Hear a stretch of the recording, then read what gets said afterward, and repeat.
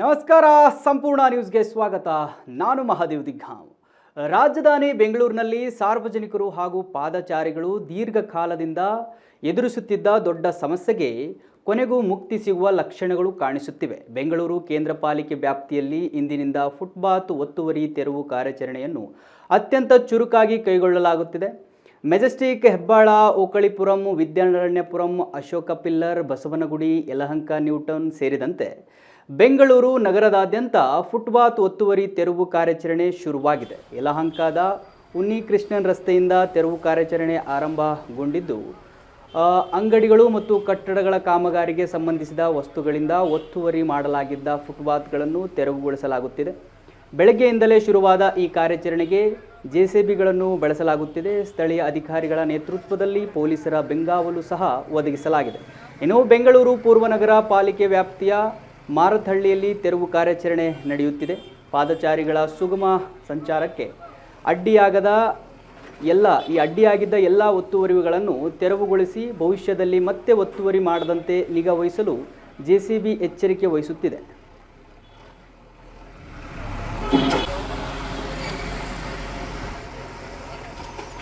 ವೀಕ್ಷಕರೇ, ಇದು ಈಗ ಏನು ರಾಜಧಾನಿಯಲ್ಲಿ ತೆರವು ಕಾರ್ಯಾಚರಣೆ ನಡೀತಾ ಇದೆ ಬೆಂಗಳೂರಲ್ಲಿ ಪಾದಚಾರಿಗಳ ಸುಗಮ ಸಂಚಾರಕ್ಕೋಸ್ಕರ, ಅದಕ್ಕೆ GBA ಇದಕ್ಕೆಲ್ಲಕ್ಕೂ ಸೂಕ್ತವಾಗಿ ಒಂದು ಎಚ್ಚರಿಕೆ ಕೊಡುವ ರೀತಿಯಲ್ಲಿ ಪಾದಚಾರಿಗಳ ಸುಗಮ ಸಂಚಾರಕ್ಕೋಸ್ಕರ ಫುಟ್ಪಾತ್ ತೆರವು ಕಾರ್ಯಾಚರಣೆ ನಡೀತಾ ಇದೆ. ಅಂದರೆ ಈ ಅಂಗಡಿಗಳು ಅಕ್ರಮವಾಗಿ ಏನು ಒತ್ತುವರಿ ಮಾಡ್ಕೊಂಡಿರ್ತಾವಲ್ಲ, ಅವರ ಅಂಗಡಿ ಬಿಟ್ಟು ಫುಟ್ಪಾತ್ ಮೇಲೆ ಅವರ ಸಾಮಾನುಗಳನ್ನೆಲ್ಲ ಇಟ್ಕೊತಾರೆ. ಅವ್ರು ಮಾರಾಟಕ್ಕೆ ಏನೇನು ಇಟ್ಕೊಂಡಿರ್ತಾರೋ ಅವೆಲ್ಲವನ್ನು ಅವ್ರದ್ದು ಎಷ್ಟು ಜಾಗ ಇದೆಯೋ ಅಷ್ಟೇ ಇಟ್ಕೋಬೇಕು. ಆದರೆ ಇವರು ಅದಕ್ಕೂ ಮೀರಿ ಫುಟ್ಪಾತಲ್ಲಿ ಜನಗಳಿಗೆ ನಡೆಯೋಕೆ ಆಗಬಾರ್ದು, ಆ ರೀತಿಯಲ್ಲಿ ಒಂದು ಅವರ ಈ ಮಾರಾಟಕ್ಕೆ ಇಟ್ಟಿರ್ತಕ್ಕಂಥ ಸಾಮಾನುಗಳನ್ನು ಇಟ್ಕೊಂಡು ಮಾರಾಟ ಮಾಡ್ತಾ ಇರ್ತಾರೆ, ವ್ಯಾಪಾರ ಮಾಡ್ತಾ ಇರ್ತಾರೆ. ಬಟ್ ಅವು ನಡೆಯೋದಲ್ರಿ ಜನ. ಹಾಗಾದರೆ ಸೊ ಇದಕ್ಕೆ ಈ ಒಂದು ತಿಂಗಳ ಹಿಂದೆಯೇ GBA ಎಚ್ಚರಿಕೆ ಕೊಟ್ಟಿತ್ತು, ಅದಕ್ಕೆ ಸ್ವಲ್ಪ ಕಾಲಾವಕಾಶ ಕೊಟ್ಟಿತ್ತು. ನಿಮ್ಮ ಏನು ಒತ್ತುವರಿ ಮಾಡ್ಕೊಂಡಿದ್ದೀರಿ, ನೀವೇನು ಮಾರಾಟಕ್ಕೆ ಇಟ್ಕೊಂಡಿದ್ದೀರಿ, ಆ ಎಲ್ಲ ವಸ್ತುಗಳನ್ನು ನೀವು ತೆರವು ಮಾಡಬೇಕು ಅಂಥೇಳಿ GBA ಮೊದಲೇ ಒಂದು ಎಚ್ಚರಿಕೆ ಕೊಟ್ಟಿತ್ತು. ಬಟ್ ಇವಾಗ ಏನಾಗಿದೆ ಅಂತ ಹೇಳಿದ್ರೆ ಆ ಒಂದು ಕಾಲಾವಧಿ ಮೀರಿದೆ. ಅದಕ್ಕೆ ಮೀರಿಯೂ ಕೂಡ ಈ ವ್ಯಾಪಾರಸ್ಥರು ಯಾವುದು ಕ್ಯಾರೆ ಅಂತಿಲ್ಲ. GBA ಒಂದು ಈ ನೋಟಿಸ್ಗೆ ಆಗಲಿ ಅವರ ಎಚ್ಚರಿಕೆ ಕೊಟ್ಟಿದ್ದಕ್ಕಾಗಲಿ ಇವತ್ತಿಂದ ಅವರು GBA ಅವರ ಕಾರ್ಯಾಚರಣೆ ಸ್ಟಾರ್ಟ್ ಮಾಡಿದ್ದಾರೆ. JCBಗಳ ಮುಖಾಂತರ ಈ ಅಕ್ರಮ ಒತ್ತುವರಿ ಏನಾಗಿರುತ್ತೆ ಆ ಜಾಗವನ್ನು ತೆರವುಗೊಳಿಸುವಂಥ ಪ್ರಯತ್ನ ಈ ದೃಶ್ಯದಲ್ಲಿ ಗಮನಿಸ್ತಾ ಇದ್ದೀರಿ. ನೋಡಿ, ಆ ಪಾದಚಾರಿ ನಡ್ಕೊಂಡು ಹೋಗೋಕ್ಕೂ ಆಗ್ತಾಯಿಲ್ಲ. ಆ ರೀತಿ ಆ ಚೀಲಗಳ ಇಟ್ಕೊಳ್ಳೋದು, ಈ ಬೈಕ್ಗಳನ್ನು ನಿಲ್ಲಿಸುವುದು, ಇನ್ನಿತರ ಅವರ ಮಾರಾಟಕ್ಕೆ ಬಳಸೋ ವಸ್ತುಗಳನ್ನು ಎಲ್ಲ ಇಟ್ಕೊಂಡಿದ್ದಾರೆ. ಹೇಗೆ ನಡಿಬೇಕು? ನಡೆಯೋದಕ್ಕೂ ಆಗ್ತಿಲ್ಲ ಜನಗಳಿಗೆ. ಅಲ್ಲಿ ಜಾಗ ಇಲ್ಲ ಅಂತ ಹೇಳಿ ಏನು ಮಾಡ್ತಾನೆ ಪಾದಚಾರಿ ಅಥವಾ ಸಾಮಾನ್ಯ ಒಬ್ಬ ಮನುಷ್ಯ ನಡ್ಕೊಂಡು ಹೋಗೋನು ರೋಡಿಗೆ ಇಳಿದು ಬಿಡ್ತಾನೆ. ಅಲ್ಲಿ ಜಾಗ ಇಲ್ಲ, ಇಲ್ಲಿ ಇಳಿಯೋಣ ಅಂತ ಹೇಳಿ ಅಲ್ಲೇನಾಗುತ್ತೆ, ಆಕ್ಸಿಡೆಂಟ್ಗಳಾಗ್ತವೆ, ಪ್ರಾಣಹಾನಿಗಳಾಗ್ತವೆ, ಸಮಸ್ಯೆಗಳು ಸಂಭವಿಸ್ತಾ ಇದ್ದಾವೆ. ಎಲ್ಲಕ್ಕೂ ಕೂಡ ಒಂದು ಮುಕ್ತಿ ಹಾಡಬೇಕು ಅಂತೇಳಿ GBA ಈ ಒಂದು ನಿರ್ಧಾರವನ್ನು ತೆಗೆದುಕೊಂಡಿರತಕ್ಕಂಥದ್ದು. ಇವಾಗ ಬೆಳಗ್ಗೆಯಿಂದ ಇದೇ ನಡೀತಾ ಇದೆ. ಎಲ್ಲ ಕಡೆ ಈ ಅಕ್ರಮವಾಗಿ ಏನೇನು ಇಟ್ಕೊಂಡಿದ್ದಾರೆ ಅವರ ಅಂಗಡಿಗಳು, ಮುಂಗಟ್ಟುಗಳು, ಅವರ ಮಾರಾಟಕ್ಕೆ ಬಳಸುವ ವಸ್ತುಗಳು, ಇವೆಲ್ಲವನ್ನು ಕೂಡ GBA ತೆರವುಗೊಳಿಸ್ತಾ ಇದೆ. ನೀವು ಗಮನಿಸ್ತಾ ಇದ್ದೀರಿ ದೃಶ್ಯದಲ್ಲಿ. ಅಕ್ರಮವಾಗಿ ಏನು ತೆರವು ಮಾಡ್ಕೊಂಡಿದ್ದಾರೆ ಅವರು, ಅದನ್ನೆಲ್ಲ ಕಿತ್ತೆಸೆಯುವಂಥ ಪ್ರಯತ್ನ ಅಲ್ಲಿ ಆಗ್ತಾ ಇರ್ತಕ್ಕಂಥದ್ದು. ಅಂದರೆ GBA ಸಡನ್ನಾಗಿ ಈ ನಿರ್ಧಾರ ತೆಗೆದುಕೊಂಡಿಲ್ಲ. ಮೊದಲೇ ಅವರಿಗೆ ಮಾಹಿತಿ ಕೊಟ್ಟಿತ್ತು, ನೋಟಿಸ್ ಕೂಡ ಕೊಟ್ಟಿತ್ತು. ನಿಮ್ಮದು ಅಕ್ರಮವಾಗಿ ನೀವು ತೆರವುಗೊಳಿಸ್ಕೊಂಡಿದ್ದೀರಿ, ನೀವು ಆದಷ್ಟು ಬೇಗ ನೀವೇ ಅದನ್ನು ಜಾಗವನ್ನು ಬಿಟ್ಕೊಟ್ರೆ ಭಾಳ ಒಳ್ಳೆಯದಾಗಿರುತ್ತೆ ಅಂತ ಹೇಳಿ. ಬಟ್ ಅವರು ಯಾವುದಕ್ಕೂ ಕ್ಯಾರ್ ಅಂತಿಲ್ಲ. ಯಾಕಂತಿಲ್ಲ ಅಂತ ಹೇಳಿದ್ರೆ ಅದೇ ಅವರ ಜೀವನ ಆಗಿಬಿಟ್ಟಿದೆ. ಬೇರೆ ಜಾಗ ಇಲ್ಲ ಅವ್ರಿಗೆ ಮಾರಾಟ ಮಾಡೋಕ್ಕೆ. ಇದು ಕೂಡ ಸರ್ಕಾರ ಒಂದು ರೀತಿಯಲ್ಲಿ ಚಿಂತೆ ಮಾಡುವಂತಹ ಸಂಗತಿನೇ. ಯಾಕಂತ ಹೇಳಿದ್ರೆ ಈಗ ಅವರಿಗೆ ನೀವು ಕಿತ್ತು ಹಾಕಿಬಿಡ್ತೀರಿ, ಪಾಪ ಅವರು ಅವರ ಜಾಗಗಳನ್ನ, ಅವರು ಸಾಮಾನುಗಳನ್ನು, ಅವರ ವ್ಯಾಪಾರಗಳನ್ನು ಎಲ್ಲಿ ಮಾಡಬೇಕಾಗಾದ್ರೆ?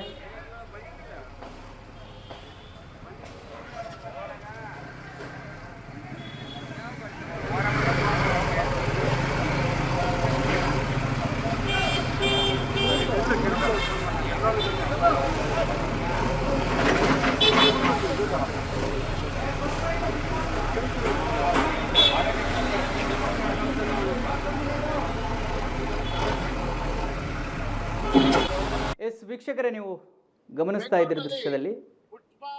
ಸೊ GBA ಅವರು ಈ ಅಕ್ರಮ ಒತ್ತುವರಿ ಏನು ಮಾಡ್ಕೊಂಡಿದ್ದಾರಲ್ಲ, ಆ ಒಂದು ಜಾಗವನ್ನು, ಆ ಒಂದು ಫುಟ್ಪಾತನ್ನು ತೆರವುಗೊಳಿಸಕ್ಕಂಥ ಒಂದು ಕಾರ್ಯವನ್ನು ಇವತ್ತು ಮಾಡ್ತಾ ಇದ್ದಾರೆ.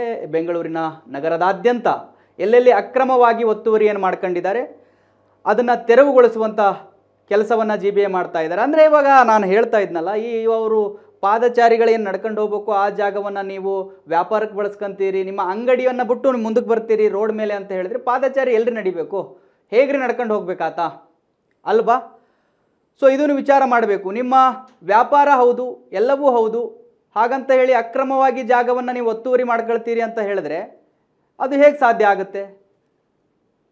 ಅದಕ್ಕೆ ಸಂಬಂಧಪಟ್ಟ ಹಾಗೆ ನಿಮಗೆ ಮುಂಚೆಯೇ GBA ಕಡೆಯಿಂದ ನೋಟಿಸ್ಗಳನ್ನು ಕೊಡಲಾಗಿತ್ತು. ಅದಕ್ಕೆ ಮುಂಚೆ ನೀವು ಏನು ಮಾಡಬೇಕಿತ್ತು, ನಿಮಗೆ ಏನು ಸೂಕ್ತ ಕ್ರಮಗಳು ಅಥವಾ ನಿಮ್ಮ ಜಾಗಕ್ಕೆ ಏನು ಮಾಡಬೇಕಿತ್ತು ಅದನ್ನು ಮಾಡ್ಕೊಳ್ಬೇಕಿತ್ತು, ಬಟ್ ಮಾಡ್ಕೊಳ್ಳಿಲ್ಲ. ಅದಕ್ಕೆ ಇವಾಗ ಪೂರಕವಾಗಿ GBA ಅವರು ನಿಮ್ಮ ಅಂಗಡಿಗಳನ್ನು ಎಲ್ಲವನ್ನು ಕೂಡ ಇವಾಗ ತೆರವುಗೊಳಿಸೋ ಪ್ರಯತ್ನವನ್ನು ಮಾಡ್ತಾ ಇದ್ದಾರೆ. ಅಪ್ಡೇಟ್ ಕೊಡ್ತಾರೆ ನನ್ನ ಪ್ರತಿನಿಧಿ ಪ್ರವೀಣ್ ರಾವ್, ಫೋನ್ ಸಂಪರ್ಕಕ್ಕೆ ಸಿಗ್ತಾ ಇದ್ದಾರೆ. ಪ್ರವೀಣ್ ರಾವ್, ಇವಾಗ GBA ಏನು ಮಾಡ್ತಾ ಇದೆ, ಬೆಳಗ್ಗೆಯಿಂದ ಈ ತೆರವು ಕಾರ್ಯಾಚರಣೆ ಮಾಡ್ತಾ ಇದೆ. ಅಕ್ರಮವಾಗಿ ಏನು ಈ ಒತ್ತುವರಿಯನ್ನು ಮಾಡ್ಕೊಂಡಿದ್ರು ಅದನ್ನು ತೆರವು ಮಾಡುವಂಥ ಕಾರ್ಯಾಚರಣೆ ಮಾಡ್ತಾ ಇದೆ. ಸೊ ಇವಾಗ ಮೊದಲೇ ಹೇಳಿತ್ತು GBA ನೀವಾಗೆ ಬಿಟ್ಟು ಹೋಗಿ ಅಲ್ಲಿಂದ ಅಂತೇಳಿ ನೋಟಿಸ್ ಕೂಡ ಕೊಟ್ಟಿತ್ತು, ಬಟ್ ಯಾವುದೇ ಕ್ರಮವನ್ನು ಅವರು ವಹಿಸ್ಕೊಂಡಿಲ್ಲ. ಸೊ ಇವಾಗ ಅವರಾಗಿ ಅವರು ತೆರವು ಮಾಡ್ತಾ ಇರತಕ್ಕಂಥದ್ದು. ಹೆಚ್ಚಿನ ಮಾಹಿತಿ ಕೊಡೋದಾದ್ರೆ ಏನಿದೆ ಪ್ರವೀಣ್ ರಾವ್? ಮದೇವು, ಈಗಾಗಲೇ ಇವತ್ತು GBA ಅಡಿಯಲ್ಲಿ ಬರುವಂತಹ 5 ಪಾಲಿಕೆಗಳ ವತಿಯಿಂದ ಬೆಂಗಳೂರಿನ ನಾನಾ ಭಾಗಗಳಲ್ಲಿ ಈ ಫುಟ್ಪಾತ್ ಒತ್ತುವರಿ ಕಾರ್ಯಾಚರಣೆ ಈಗಾಗಲೇ ಆರಂಭ ಆಗಿರುವಂತದ್ದು. ಬೆಳಗಿನಿಂದ ಮಧ್ಯಾಹ್ನದ ತನಕ ಕೂಡ ಇದೊಂದು ಕಾರ್ಯಾಚರಣೆ ನಡೀತು, ಈ ಡ್ರೈವ್ ನಡೀತು. ಅನೇಕ ಕಡೆಗಳಲ್ಲಿ ಬಸವನಗುಡಿ ಇರ್ಬೋದು, ಜಯನಗರ ಇರ್ಬೋದು, ಈ ಭಾಗ ಅವೆನ್ಯೂ ರಸ್ತೆ ಇರ್ಬೋದು, ಆ ಕಡೆ ಬೊಮ್ಮನಹಳ್ಳಿ ಇರ್ಬೋದು, ಅನೇಕ ಭಾಗಗಳಲ್ಲಿ ಎಲ್ಲೆಲ್ಲಿ ಒತ್ತುವರಿ ಆಗಿದೆಯೋ ಅಲ್ಲೆಲ್ಲವೂ ಕೂಡ ಇವತ್ತು ಅದು ಒತ್ತುವರಿ ತೆರವನ್ನು ಆರಂಭ ಮಾಡಿರ್ತಕ್ಕಂಥದ್ದು. ಈಗಾಗಲೇ ಕೃಷ್ಣ ಬೈರೇಗೌಡರು, ಬೆಂಗಳೂರು ನಗರಾಭಿವೃದ್ಧಿ ಸಚಿವರಾದಂತಹ ಕೃಷ್ಣ ಬೈರೇಗೌಡರು ಅವರು ಅಧಿಕಾರವನ್ನ ವಹಿಸಿಕೊಂಡ ನಂತರದಲ್ಲಿ ಮೊದಲ ಸಭೆಯಲ್ಲೇ ಎಲ್ಲಾ ಅಧಿಕಾರಿಗಳಿಗೆ ಒಂದು ಸೂಚನೆಯನ್ನ ಕೊಟ್ಟಿದ್ರು. ಯಾಕಂದ್ರೆ ಬೆಂಗಳೂರಿನಲ್ಲಿ ಫುಟ್ಪಾತ್ ಒತ್ತುವರಿ ಅನ್ನುವಂಥದ್ದು ಬಹಳ ದೊಡ್ಡ ಸಮಸ್ಯೆ ಆಗಿದೆ. ಇಲ್ಲಿ ಯಾರು ಪಾದಚಾರಿಗಳಿಗೋಸ್ಕರವಾಗಿ ಮೀಸಲಾಗಿರುವಂತಹ ಈ ಒಂದು ಫುಟ್ಪಾತ್ ಏನಿದೆ, ಪಾದಚಾರಿ ಮಾರ್ಗ ಏನಿದೆ, ಅದು ಸಂಪೂರ್ಣವಾಗಿ ಒತ್ತುವರಿ ಆಗ್ಬಿಟ್ಟು ಜನ ಎಲ್ಲ ಕೂಡ ರಸ್ತೆ ಮೇಲೆ ಸಂಚರಿಸುವಂತ ಪರಿಸ್ಥಿತಿ. ಇದರಿಂದ ಸಾಕಷ್ಟು ಅಪಘಾತಗಳಾಗ್ತವೆ, ಎಷ್ಟೋ ಪ್ರಾಣಹಾನಿ ಕೂಡ ಆಗಿರುವಂತದ್ದು. ಯಾಕಂದ್ರೆ ಅತ್ಯಂತ ಪ್ರಮುಖವಾಗಿರ್ತಕ್ಕಂಥ ರಸ್ತೆಗಳಲ್ಲಿ ನಿತ್ಯ ಲಕ್ಷಾಂತರ ವಾಹನಗಳು ಓಡಾಡ್ತಾ ಇರ್ತವೆ. ಫುಟ್ಪಾತ್ ಇಲ್ಲದೆ ಹೋದ್ರೆ ಜನಗಳು ಅನಿವಾರ್ಯವಾಗಿ ರಸ್ತೆ ಮೇಲೆ ಓಡಾಡ್ಬೇಕಾಗ್ತದೆ. ಅಂತ ಸಂದರ್ಭದಲ್ಲಿ ಅಪಘಾತಗಳಾಗ್ತವೆ. ಮತ್ತು ಯಾರಿಗೆಲ್ಲ ಕೂಡ ಈ ವಾಣಿಜ್ಯ ಅಂಗಡಿ ಮುಂಗಟ್ಟುಗಳಿದಾವೆ ಅವ್ರಿಗೆಲ್ರಿಗೂ ಕೂಡ ಅನೇಕರಿಗೆ ಎಲ್ಲ ಅಂಗಡಿಗಳಿರ್ತವೆ, ಆದ್ರೆ ಅಂಗಡಿ ಬಿಟ್ಟು ಹೊರಭಾಗದಲ್ಲಿ ಫುಟ್ಪಾತ್ ಅನ್ನ ಪೂರ್ತಿಯಾಗಿ ಸಂಪೂರ್ಣವಾಗಿ ಅದನ್ನ ಒತ್ತುವರಿ ಮಾಡಿ ಅಂಗಡಿಯಲ್ಲಿ ಇರ್ತಕ್ಕಂಥ ವಸ್ತುಗಳೆಲ್ಲವನ್ನು ಕೂಡ ಅಲ್ಲಿ ಫುಟ್ಪಾತ್ ನಲ್ಲಿ ಇರತಕ್ಕಂಥ ಕೆಲಸಗಳು ಕೂಡ ಸಾಕಷ್ಟು ಆಗ್ತಾ ಇರುವಂತದ್ದು. ಒಂದು ಫುಟ್ಪಾತ್ ಬೀದಿ ಬದಿ ವ್ಯಾಪಾರಸ್ಥರದ್ದು ಒಂದಾದ್ರೆ ಇನ್ನೊಂದು ಅಂಗಡಿಯನ್ನ ಹೊಂದಿರತಕ್ಕಂಥವರು ಕೂಡ ಈ ಒತ್ತುವರಿಯನ್ನ ಮಾಡಿರುವಂತದ್ದು. ಇದಕ್ಕೆ ಸಂಬಂಧಪಟ್ಟ ಹಾಗೆ ಕೃಷ್ಣ ಬೈರೇಗೌಡರು ಬಹಳ ಸ್ಟ್ರಿಕ್ಟ್ ಆಗಿ ಆದೇಶವನ್ನ ಹೊರಡಿಸಿದ್ರು. ಇದನ್ನ ಸಂಪೂರ್ಣವಾಗಿ ಫುಟ್ಪಾತ್ ಒತ್ತುವರಿ ತೆರವು ಮಾಡಬೇಕು ಮತ್ತು ಪಾದಚಾರಿಗಳಿಗೆ ಅನುಕೂಲವಾಗುವ ರೀತಿಯಲ್ಲಿ ಎಲ್ಲ ಕೆಲಸಗಳನ್ನು ಮಾಡಬೇಕು ಅಂತೇಳಿ ಅವ್ರಿಗೆಲ್ರಿಗೂ ಕೂಡ ಸೂಚನೆಯನ್ನ ಕೂಡ ಕೊಟ್ಟಿದ್ರು. ಜುಲೈ 1ನೇ ತಾರೀಕಿನ ತನಕ ಮಾತ್ರ ನಿಮ್ಗೆ ಅವಕಾಶ, ಆ ನಂತರದಲ್ಲಿ ಎಲ್ಲರನ್ನೂ ಕೂಡ ನಾವು ತೆರವು ಮಾಡ್ತೇವೆ, ನೀವಾಗೆ ಮೊದಲು ತೆಗಿಬೇಕು, ತೆಗಿದೇ ಹೋದ್ರೆ ನಾವು ತೆರವು ಕಾರ್ಯಾಚರಣೆ ಕೈಗೊಳ್ತೇವೆ ಅನ್ನುವಂತ ಮಾತನ್ನ ಹೇಳಿದ್ರು. ಆ ಪ್ರಕಾರವಾಗಿ ಇವತ್ತು ಆ ಒಂದು ಒತ್ತುವರಿ ತೆರವು ಕಾರ್ಯಾಚರಣೆ ಆರಂಭ ಆಗಿದೆ. ಮಹಾದೇವ್, ಪ್ರವೀಣ್ ರಾವ್, ಇವಾಗ GBA ಮೊದಲೇ ಕೂಡ ಅವ್ರಿಗೆ ಒಂದು ನೋಟಿಸ್ ಕೊಟ್ಟಿತ್ತು ಅನ್ನುವಂಥ ಮಾಹಿತಿ ಇದೆ. ಅದಕ್ಕೆ ಮುಂಚೆ ಅದಕ್ಕೇನು ಸೂಕ್ತ ಕ್ರಮ ಬೇಕು ಅವರು ವಹಿಸ್ಕೊಳ್ಳಿಲ್ವಾ? ಇಲ್ಲಿನ ಈ ಅಕ್ರಮವಾಗಿ ಏನು ಒತ್ತುವರಿ ಮಾಡ್ಕೊಂಡಿದ್ರಲ್ಲ ಅಲ್ಲಿನ ಒಂದು ವ್ಯಾಪಾರಸ್ಥರು? ಮಹಾದೇವ್, ಇದು ಒಂದು ದೃಷ್ಟಿಯಿಂದ ಅಕ್ರಮವಾಗಿ ಒತ್ತುವರಿ ಮಾಡ್ಕೊಂಡಿದ್ದಾರೆ ಅಂತ ಹೇಳೋದಾದ್ರೆ ಅದು ಯಾರೆಲ್ಲ ಫುಟ್ಪಾತ್ ಪಕ್ಕದಲ್ಲಿ ಅಂಗಡಿಗಳಿರ್ತವೆ ಅವರು ಅಕ್ರಮವಾಗಿ ಒತ್ತುವರಿ ಮಾಡ್ಕೊಂಡಿರುವಂತದ್ದು. ಈ ಬೀದಿ ಬದಿ ವ್ಯಾಪಾರಸ್ಥರೇನಿದ್ದಾರೆ ಅವರನ್ನ ಅಕ್ರಮವಾಗಿ ಒತ್ತುವರಿ ಮಾಡ್ಕೊಂಡಿದ್ದಾರೆ ಅಂತ ಹೇಳೋದಕ್ಕೆ ಆಗುದಿಲ್ಲ. ಯಾಕಂದ್ರೆ ಅವ್ರದಲ್ಲಿ ಯಾವುದೇ ರೀತಿಯ ಶಾಶ್ವತವಾಗಿರ್ತಕ್ಕಂಥ ಅಂಗಡಿಗಳು ಇರೋದಿಲ್ಲ. ಅವರು ಬೆಳಿಗ್ಗೆ ಬಂದು ಅಲ್ಲಿ ಅಂಗಡಿಗಳನ್ನ ಹಚ್ಕೊಳ್ತಾರೆ, ಸಾಯಂಕಾಲ ಅದನ್ನೆಲ್ಲ ಕಿತ್ಕೊಂಡು ಹೋಗ್ತಿರ್ತಾರೆ. ಪ್ರತಿನಿತ್ಯ ಕೂಡ ನಡೆಯುವಂತ ಒಂದು ಪ್ರೊಸೆಸ್ ಇದು. ಆದ್ರೆ ಈ ಎಲ್ಲ ಬೀದಿ ಬದಿ ವ್ಯಾಪಾರಸ್ಥರು ಬೆಂಗಳೂರಿನಲ್ಲಿ ಸುಮಾರು 2-3 ಲಕ್ಷದಷ್ಟು ಬೀದಿ ಬದಿ ವ್ಯಾಪಾರಸ್ಥರಿದ್ದಾರೆ. ಅವರು ಪ್ರತಿ ದಿವಸ ಕೂಡ ವ್ಯಾಪಾರವನ್ನ ಮಾಡಿ ತಮ್ಮ ಹೊಟ್ಟೆ ಮಾಡ್ಕೊಳ್ತಾ ಇರ್ತಕ್ಕಂಥದ್ದು, ಅವ್ರ ಹೊಟ್ಟೆಪಾಡಿಗಾಗಿ ಆ ಕೆಲಸವನ್ನ ಮಾಡ್ಕೊಳ್ತಾ ಇರ್ತಕ್ಕಂಥದ್ದು. ಈ ಹಿಂದೆ ಕೂಡ ಈ GBA ಏನಿಗಾಗಿದೆ ಅದು BBMP ಇದ್ದಂತ ಸಂದರ್ಭದಲ್ಲೇ ಈ ಬೀದಿ ಬದಿ ವ್ಯಾಪಾರಸ್ಥರ ಒಂದು ಸಂಘದ ಒಂದು ಆಗ್ರಹದ ಮೇರೆಗೆ ಅವರಿಗೆ ಕೆಲವು ಭಾಗಗಳಲ್ಲಿ ಒಂದಿಷ್ಟು ವ್ಯವಸ್ಥೆಯನ್ನ, ಪರ್ಯಾಯ ವ್ಯವಸ್ಥೆಯನ್ನ ಮಾಡಿಕೊಟ್ಟಿದ್ರು. 2 ರಿಂದ 3 ಲಕ್ಷದಷ್ಟು ಇರ್ತಕ್ಕಂತಹ ಜನರಿಗೆ ಎಲ್ರಿಗೂ ಕೂಡ ಒಂದೇ ಸತಿ ಈ ಒಂದು ವ್ಯವಸ್ಥೆ ಮಾಡೋದಕ್ಕೆ ಸಾಧ್ಯವೂ ಕೂಡ ಆಗೋದಿಲ್ಲ.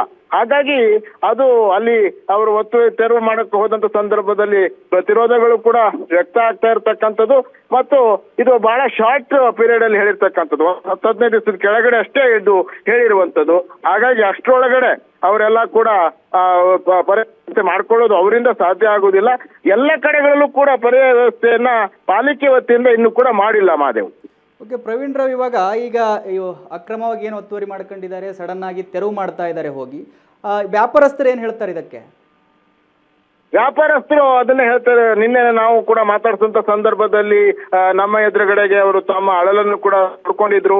ನಾವು ಪ್ರತಿನಿತ್ಯ ಕೂಡ ಇಲ್ಲಿ ನಮ್ಮ ಹೊಟ್ಟೆಪಾಡಿಗೋಸ್ಕರವಾಗಿ ನಾವು ಇಲ್ಲಿ ವ್ಯಾಪಾರವನ್ನ ಮಾಡುವಂಥದ್ದು, ನಮಗೆ ಬೇರೆ ಯಾವುದೇ ಇನ್ಕಮ್ ಸೋರ್ಸ್ ಇಲ್ಲ.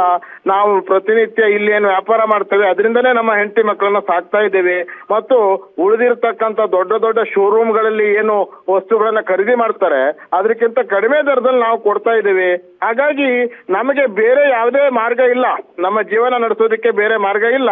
ಹಾಗಾಗಿ ನಮ್ಮನ್ನ ಎತ್ತೋದಕ್ಕಿಂತ, ನಮ್ಮನ್ನ ಇಲ್ಲಿಂದ ತೆರವು ಮಾಡಿಸೋದಕ್ಕಿಂತ ಹೆಚ್ಚಾಗಿ ಯಾರ್ಯಾರು ದೊಡ್ಡ ದೊಡ್ಡ ಅಂಗಡಿಗಳನ್ನ ಹೊಂದಿದ್ದಾರೆ ಅವರು ಅಕ್ರಮವಾಗಿ ಏನು ಒತ್ತುವರಿ ಮಾಡ್ಕೊಂಡಿದ್ದಾರೆ ಅದನ್ನ ತೆರವುಗೊಳಿಸಿ ನಮ್ಮ ಹೊಟ್ಟೆ ಮೇಲೆ ಹೊಡಿಬೇಡಿ ಅನ್ನುವಂತ ಮಾತನ್ನ ಅವರೆಲ್ಲ ವ್ಯಾಪಾರಸ್ಥರು ನಮ್ಮ ಹತ್ರನೂ ಕೂಡ ಅಳಲೆಲ್ಲ ತೋಡ್ಕೊಂಡಿದ್ದಾರೆ ಮತ್ತು ಪಾಲಿಕೆ ಅಧಿಕಾರಿಗಳಿಗೂ ಕೂಡ ಅವ್ರ ಎದುರುಗಡೆ ಕೂಡ ಈ ಮಾತನ್ನ ಅವ್ರು ಹೇಳ್ತಾ ಇದ್ದಾರೆ ಮಹಾದೇವ್.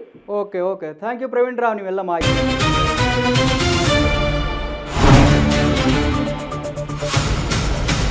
ಸಂಪೂರ್ಣ ನ್ಯೂಸ್ 24x7 ಇದು ನೊಂದವರ ಧ್ವನಿ.